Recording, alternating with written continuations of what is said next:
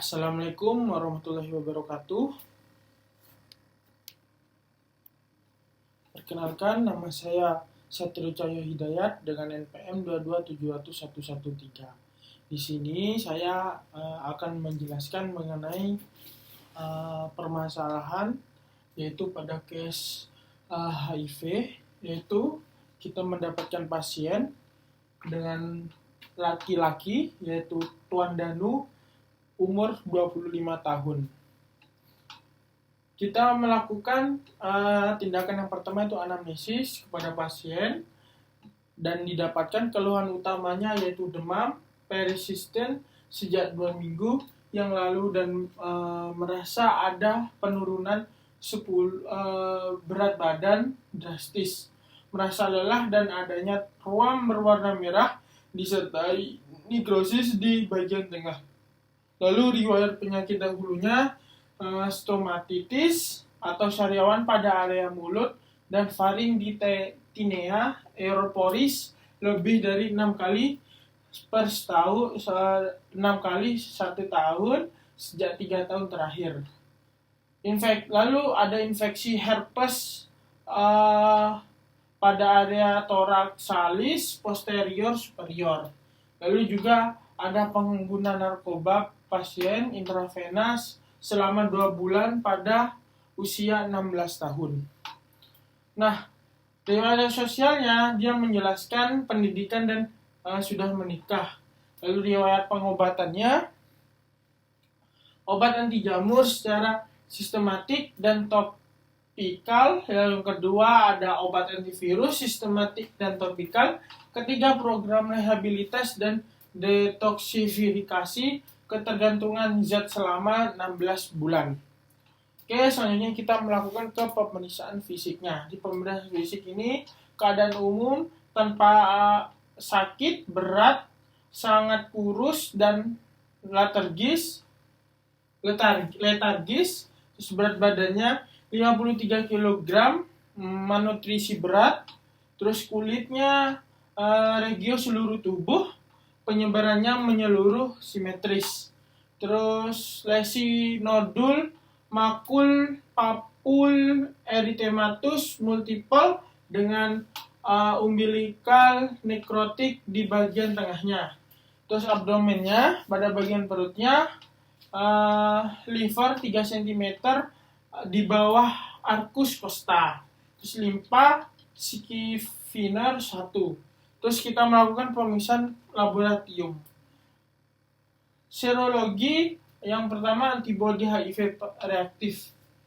CD4 count sama dengan 51 mm, normalnya 500 sampai 1500. Berarti ini sangat berat. Terus anti HCV-nya positif, TPHA-nya negatif, HBsAg negatif, foto X-ray-nya torak tidak ada infiltrat tanda tinggi badan. Terus histo-PA-nya spesimen dari lesi kulit histopisma caplisotum. Terus kita melakukan penata laksanaan. Yang pertama terapi nutrisi. Terus yang kedua regimen ARV, TDV, 3-TC, EFV. Terus yang ketiga antimikosis, amfoterisin. Terus setelah dirawat selama 1 minggu, Tuan Danu meninggal dunia pada saat itu. Diketahui bahwa istri Tuan Danu sedang mengandung 4 bulan. Nyonya Danu ini melahirkan secara pada usia kehamilan 38 minggu. Sebelum ada tanda-tanda lahir, seorang bayi perempuan normal dan sehat dengan berat badan lahir 3 kg. Nyonya Danu disarankan untuk tidak memberikan ASI pada bayinya. Nah, hasil tes HIV-nya menunjukkan serologi antibody 19G anti-HIV positif, PCR hari kedua postpartum HIV RNA tidak terdeteksi atau negatif. 1 bulan postpartum HIV RNA tidak terdeteksi atau negatif. Nah, selanjutnya saya terdapat peta konsepnya. Di peta konsep ini di mana pada kasus ini dimulai dari sel imun normal. Sel imun sendiri itu atau imunitas didefinisikan sebagai resistensi terhadap penyakit, khusus penyakit menular, koleksi dari sel, jaringan dan molekul yang memediasi resistensi terhadap infeksi disebut sistem kekebalan. Selanjutnya, virus HIV masuk dan merusak CD4 adalah salah satu jenis sel darah putih yang berperan penting dalam sistem imun. CD4 juga sering disebut sebagai sel T, pembantu dan masuk ke dalam jenis sel limfosit T atau sel T, yang mana limfosit T merupakan pusat dan sel utama yang terlibat secara langsung maupun tidak langsung dalam menjalankan fungsi imunologik, berubah menjadi DNA dengan bantuan enzim reverse transkriptase, di mana DNA virus berintegrasi terhadap DNA individu terinfeksi. Kemudian virus bereplikasi menjadi virus RNA, dan ibu hamil virus yang meningkat bisa saja menginfeksi RNA pada bayi atau janin sehingga bayi dapat dicurigai sebagai suspek HIV.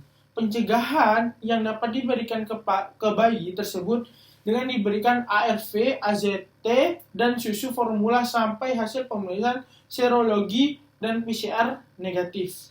Nah, selanjutnya virus pecah keluar dengan menghancurkan limfosit T lebih banyak setelah proses bereplikasi viral load meningkat dan T-sel menurun sehingga mulai memunculkan gejala pada pasien transmisi virus HIV tergantung pada viral load individu yang terinfeksi. Pada pasien AIDS, kematian terjadi akibat sekunder infeksi, daru bakteri dan jamur serta antigen lainnya, di mana gejala akan terus berulang sehingga menyebabkan kematian.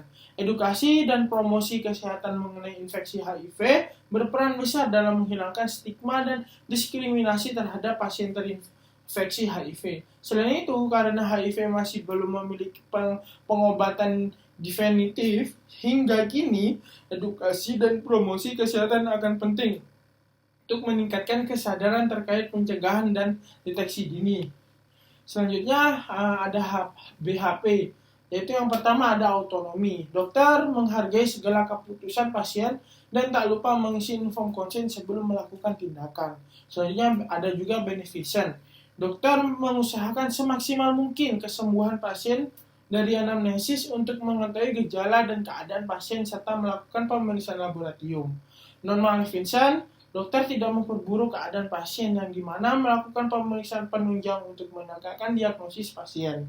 Lalu ada juga justice. Dokter tidak membeda-bedakan pasien dan tetap melakukan pasien selayaknya pasien yang lain dan tidak membeda-bedakan pasien atas dasar apapun, baik ekonomi dan latar belakangnya.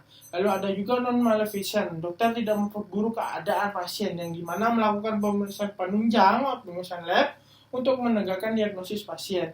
Selanjutnya ada PHOP, Health Promotion yang pertama, Treatment, Health Promotion Treatment, yaitu melakukan screen HIV sebelum menikah seperti tes serologi. Lalu yang kedua, Specific Protection, menghindari penyebab terjadinya HIV. Contoh, example, penggunaan narkoba suntik.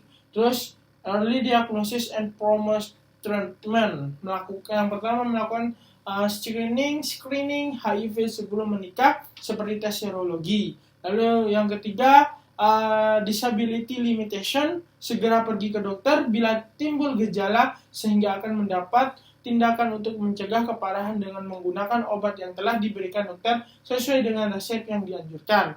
Lalu rehabilitation untuk mengoptimalkan kemampuan fungsi kehidupan sehari-hari serta meningkatkan kualitas hidup pasien dengan cara yang aman dan efektif sesuai dengan kemampuan fungsional yang ada, yaitu dengan minum obat yang diresepkan secara teratur, dukungan fisik, material, dan sosial baik dari keluarga dan lingkungan sekitar. Mungkin dari itu yang saya bisa jelaskan. Mohon maaf jika ada banyak atau banyak kurangnya, mohon dimaafkan. Terima kasih, saya Satrio Hidayat. Pamit undur diri. Assalamualaikum warahmatullahi wabarakatuh.